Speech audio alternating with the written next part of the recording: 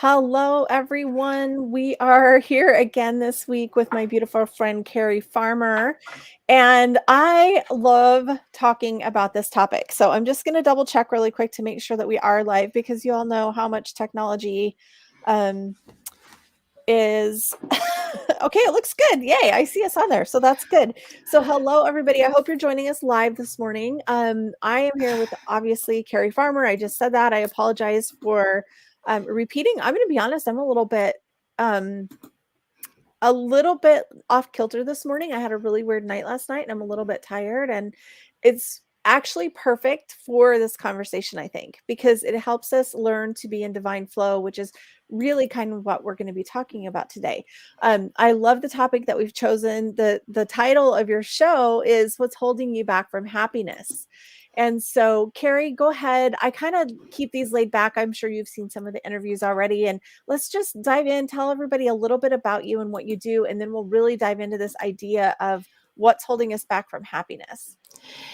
Oh, I'm so glad to be here, Jennifer. It's always so delightful to speak with you. You inspire me every day with your approach and perspectives. And when it comes to happiness, I'm thinking a lot of times it's based on the stories that we're telling ourselves. We've got so many beliefs and so many influences all around us. The generations that we were raised up through, the cultures and friendships, birds of a feather flock together. And so those that you choose to align yourself with, and the basically, I think there's such deep reserves, deep within us, caverns that we haven't fully explored and quite brought some light into, that we have these expectations that happiness needs to be our goal. That's our sign of perfection. Yeah. What about completion? Maybe in a perfectly imperfect world, it's completion that we're really after. So that balancing the the physical with the spiritual and soul level missions, as well as making sure we've got the day-to-day physical creature comforts and needs handled.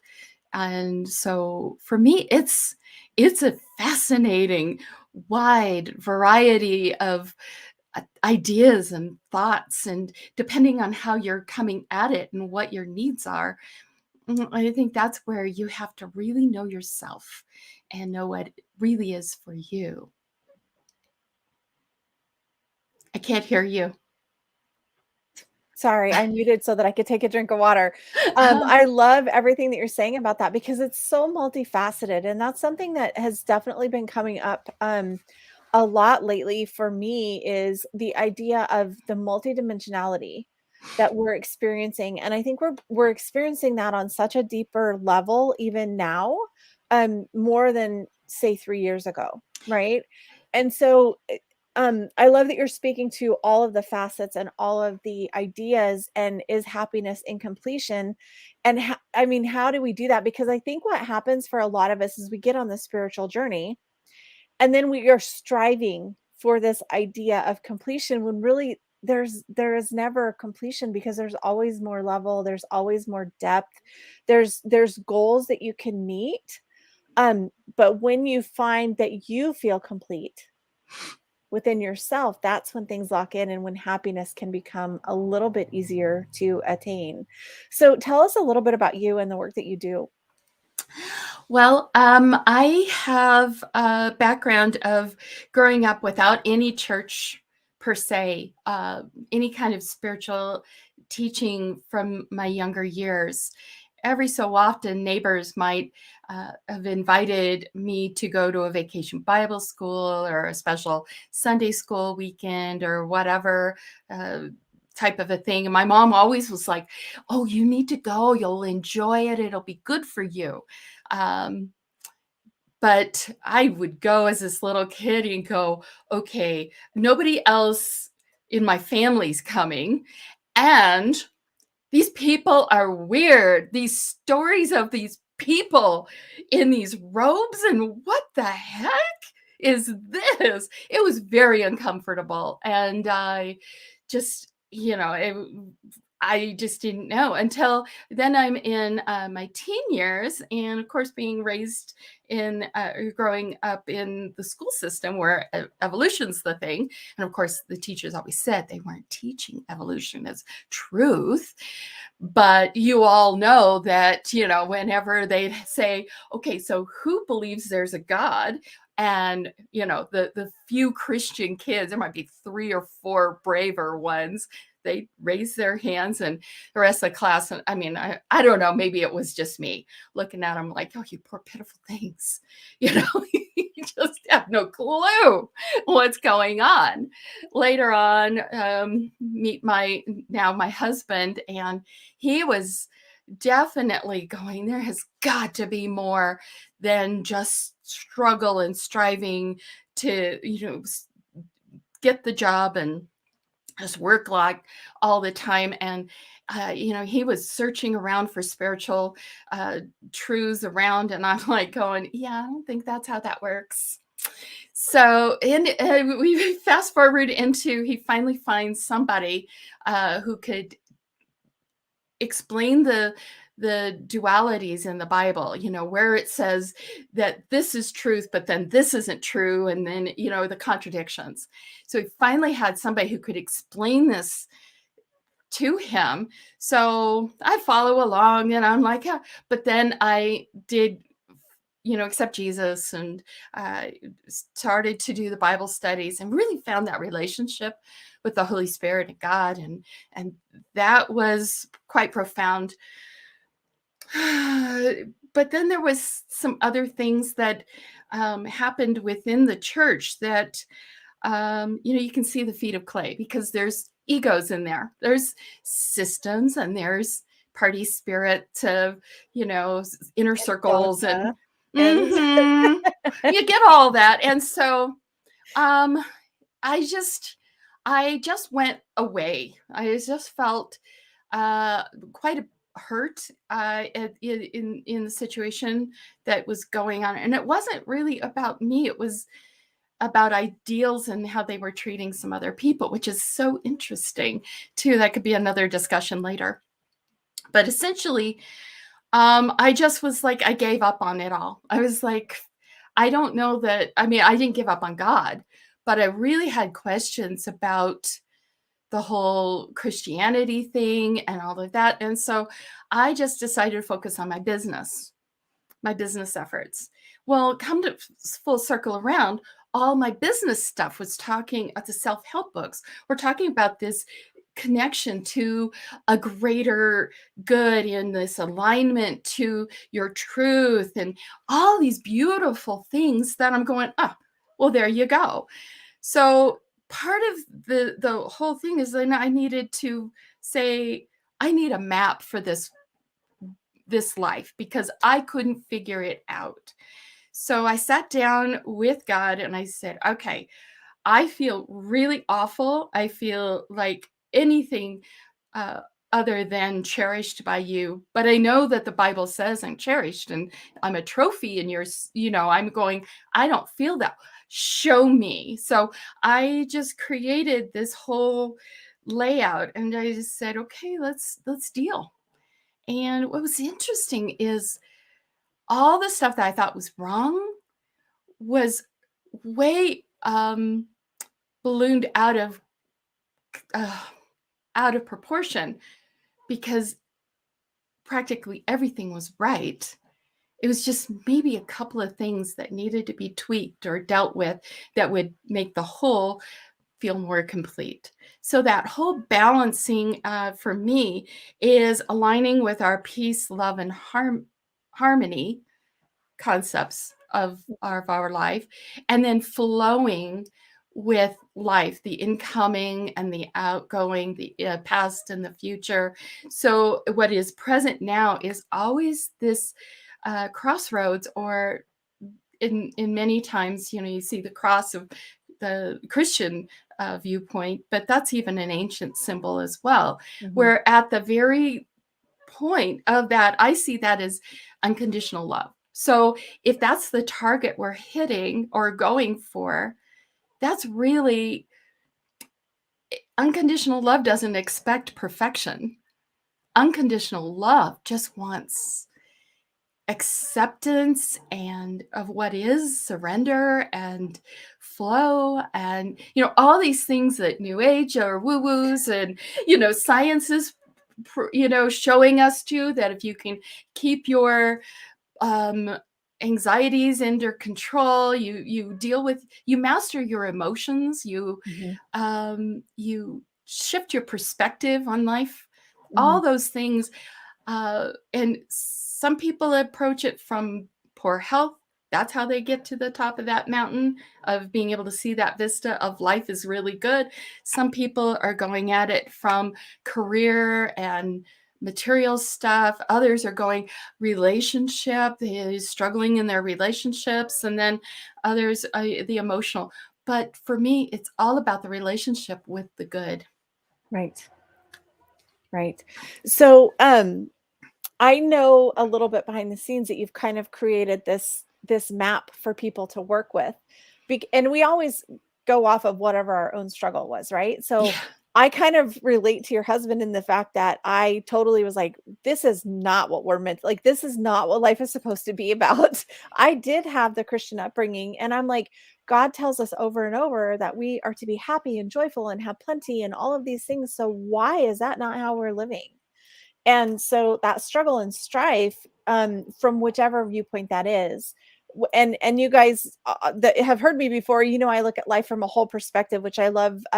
How Carrie is trying to bring this all in as well. We've got to look at whole everything that we experience in life, meaning our physical, mental, emotional, spiritual, and then now the galactic energy that are really affecting us. And almost somewhere, whatever somebody's strife and struggle is going to fall into those categories in some way.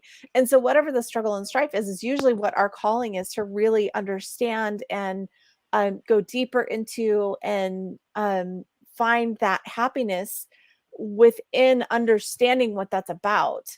Let's see, I'm sorry, I just now saw that there's some comments that's saying hello and bless you both. And this is Oh. powerful conversation. So definitely, there's so much to being human, but what I hear you saying is like we can't bypass the spiritual part, because even when you tried to, for you, it came back in your face. Like, you can't just focus on this, you've got to look at all of it. And I feel like that was part of your calling, was to reconcile the spiritual within yourself. And then how do you offer that with your clients? Like, what are you offering right now? What is your focus? Well, I have a lot of different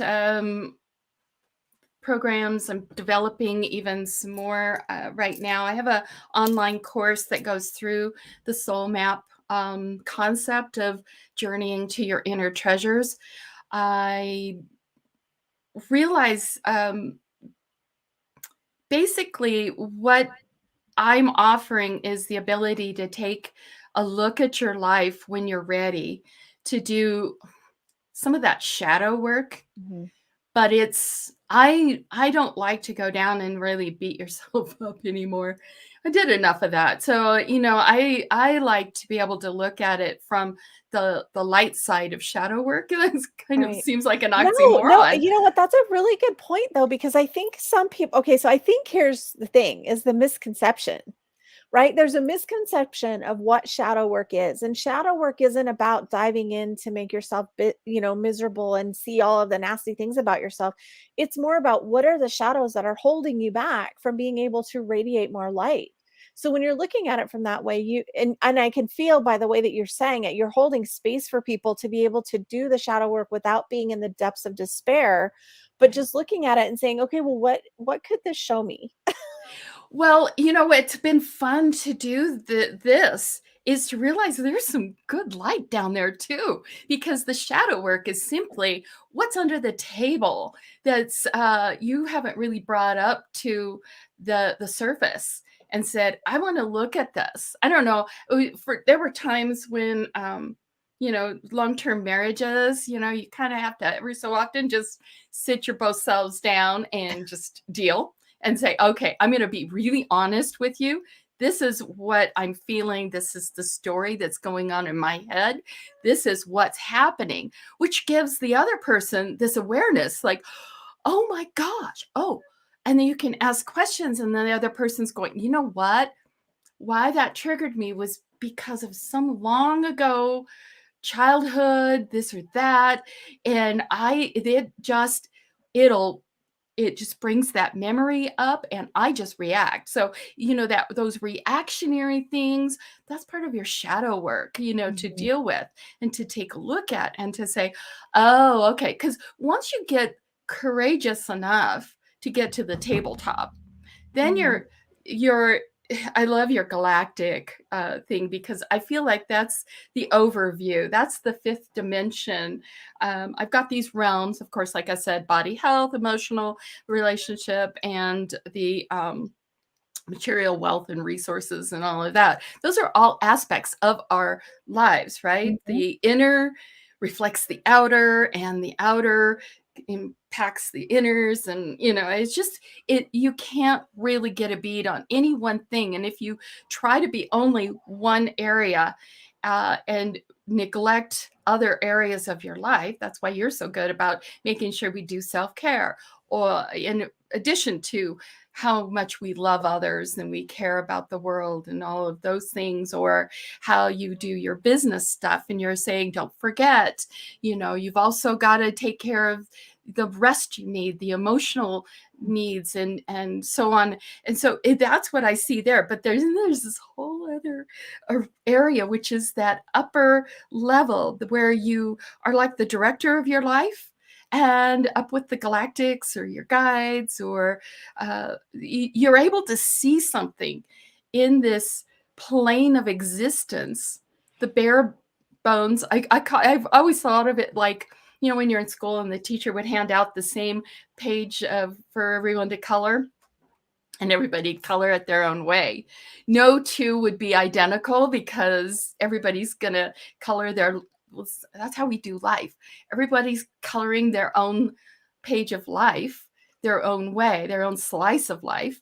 But we all have those elements to play with. We all have an observation deck to come and take a look at and to pal with our good with us, whatever that is, the guidance, and to observe more and think about it and bring it up for awareness and consider it. Change beliefs if we have to, but see it all as a whole. It's very much a holistic system that I have.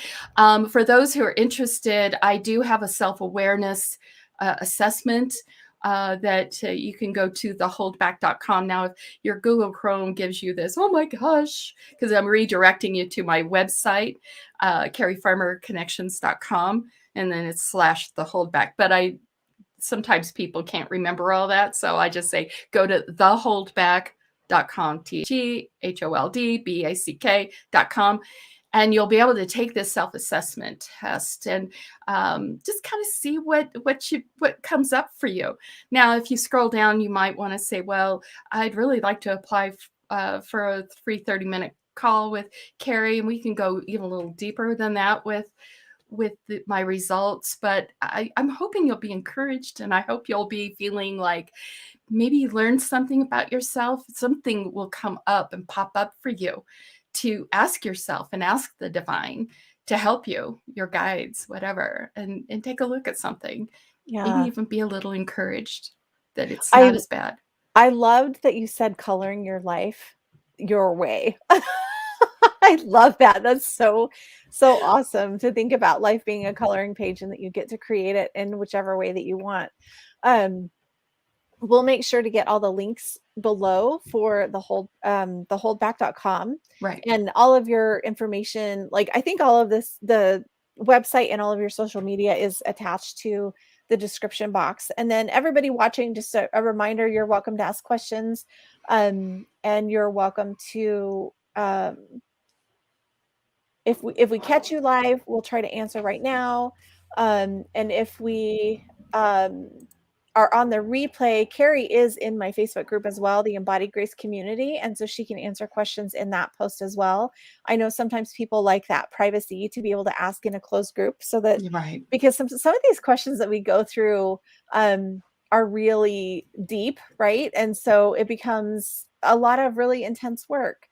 And so I think it's good to give ourselves the time to sit with and consider, right? That was what you said. Just consider, like, consider what is this that you're going through? How can you look at things from a different perspective? And not be so hard on ourselves. I think that is one of the key things, is just not being hard on yourself, because nothing is perfect, right? Like, no matter what, nothing is perfect. And so everybody's going to have something different that's holding them back from what their perceived happiness is, right? Because that's the other thing, is happiness means something different to everyone. Well, and I think in our culture, it might be endemic of all of us as humans. 1/3 of us is a mortal being, a creature self, and 2/3 of us are spiritually eternal. And so here we are trying to find this self mastery where we can take really good care of, I don't know, our creature. I feel like our bodies are a lot like a prized uh, horse or a prized dog, a champion, and how we treat our prized pets or possessions is one really important part of our whole being. And then there's also that creature side does not get to be the the driver of the bus either. So there's this whole relationship that we're all working with to find the trust within ourselves. Does our creature side trust us to be the spiritual master, or does it think that you're going to ignore it in pursuits of these lofty, heavenly, being all heavenly minded but no earthly good to it? There's just so many fun things that you can start to chortle a little more. I think if you can laugh and just chuckle even at the things that are painful, and you just like, all right, here we go. This is life. This is my human being part of me that needs to be comforted and know that it's okay. And so working with your ego self is another thing that I like to work with, how to become your own ego whisperer. Get your ego to calm it down instead of being that yappy dog that's Yeah, like, you're oh so my gosh, nice. You're like calling it the ego self. I'm like, that is the nasty little mean girl, is what I used to call it. I know. Oh, I had one of those really. Oh, I had a real ugly. Oh, this is a fun one. And then I had another aspect. I think there's different aspects. You know how Oh there's yeah, different and it'll aspects. grow. There's And different egoic mhm. aspects. I had one where I was trying so hard to be so good and really controlling my ego and everything. And then I had my ego snark me with a chortle at somebody that I'm like, that is not the way I want to be with anybody in life. So I got really discouraged, like, oh my gosh, this ego has more power than me. Suddenly I'm in my second grade elementary school classroom, and I'm the teacher, and I've got this whole room full of little kids, little aspects of me, good little boys and girls. Some are, I'm really into math, and some are into history, and some are into, just being good. Some are looking out the window. It's all these good little kids just trying to get along. And I'm trying to teach all of myself that, what's important in life and whatever the lesson is. And then in the back corner are three boys One is the instigator, the juvenile delinquent. He's, the class clown, the one that's gonna just like not pay attention and not, gonna make me look like a fool. Right. And I'm like, I felt so disempowered, and I'm like, I don't know what to do. I And then suddenly I realized, wait, there's an intercom. So I call the office of just the Holy Spirit, the principal's office, to come and get this juvenile delinquent ego kid. And it worked. And ever since then, I was just, every time that thing would pop up back again, he'd come back after a good, counseling session with the principal, the Holy Spirit.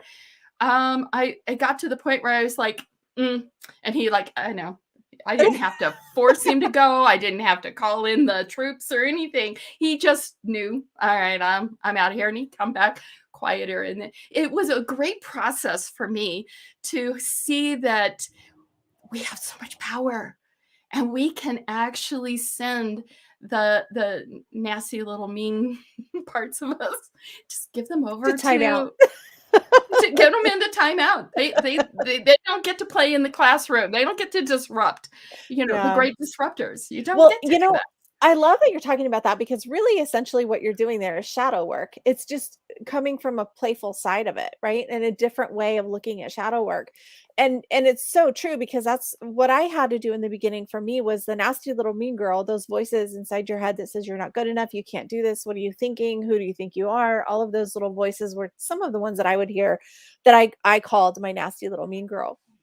And when that would kind of come up, I would say, no, stop. I'm not listening to you right now. And then what happened is eventually, as I did my own growth and as I became more empowered with myself and started making different choices, then once I got her to be quiet, I was able to choose differently. I was able to see things Right. differently. I was able to have a different perspective. I was able to have a different observation point, right? And then what happened is then when that starts to come about, whenever it comes back in and you hear it again, you're like, okay, let's look at what you're actually saying, right? So Right. same thing, it's like you're saying, "Wait a minute, I see that you're trying to be a rebel. I see that you don't wanna listen. Let's have a little time with the Holy Spirit, the teacher, the principal, whatever you wanna call it, and let's see what do you need? Why are you acting out? What's really going on?" And that's how in the process for me anyway, in the beginning, I had to just quiet that down. I had to be like, "Shut up. I'm not listening to you." Like, just behave for a little bit, just be quiet for now. And then Right. once I became stronger, then I was able to then say, okay, nasty little mean girl, what are you saying? Why are you saying this? And you start to heal that as you work through the process. And so I feel like this is really empowering to show people that you can do shadow work from a different perspective without having to feel like you have to go into this depths and this whatever where you're in the darkness that you can't seem to get out of. I don't think that that's always as necessary. There will be times when you probably do have to go there and allow yourself to grieve and to be angry and whatever it is that's showing up in the emotions for you. But then knowing that you have a different way to actually process through that is really empowering for people. Really true. That's how I see it as well. And I also had felt like there's the inner trust within ourselves, and there's part of the ego as like a little pet dog, that you might have. They have this role in your home Mhm. because you're everything to them, and they're all automatically instinctually created for alerting the pack that there might be a problem out there. So Mhm. they're going to yap, and they're going to bark, and they're going to tell you, oh my gosh, oh my gosh, I thought I heard something. Because they're always doing that. And if you've got one of those kind of creatures in your life, or have ever had one, you know that it sometimes you just have to open the door and let them see that Mhm. there's nothing out there.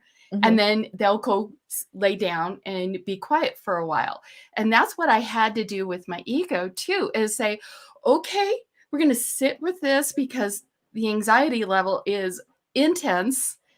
What are you saying? What do you need? Okay, well, let me tell you what I am looking at. That I see what you're saying, but I think we're going to go forward with God and trusting Spirit, because the experiences that we've seen, the miracles, the synchronicities, do you agree with me that we have actually seen more power and we have more control when we have faith, hope, and trust?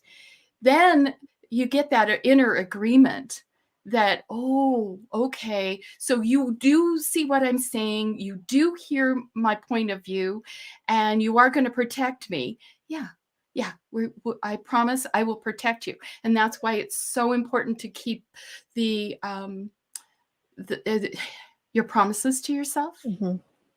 It's so important to really have that inner relationship, that inner dialogue with all aspects of yourself, because the instinctual creature side of you is freaking out, and probably for good reason. It's there to keep you alive. I've been thinking about this week. How is it that the ego gets so much power over us? And if you think about a little baby, little heavenly creature comes Mhm. into the earth, but there's a lot to learn. You just don't walk off cliffs. You don't think you can fly out of buildings. You really need some skills to get along in a human cultural global economy where we all say, you know what? We need people who have these skills so that we can advance and Mhm. do things. So as I thought about that, I'm like, okay, so there's the balancing. We could all be just running around in the tulips and, just trying to eat whatever comes up and from nature and just do that. But that's not how it is in human That's not the societies. experience that we're having right now, for sure. Well, and Yeah, we're even definitely yeah, well, yeah. and even in the ancient days, they always came together and they had their temples and they knew something more was there guiding and protecting and supplying, or that they could call upon when they were needing help or um, miracles. Mhm. And so it's, yeah. So back to balancing all of the parts within us to be able to really truly align with the happiness that is available.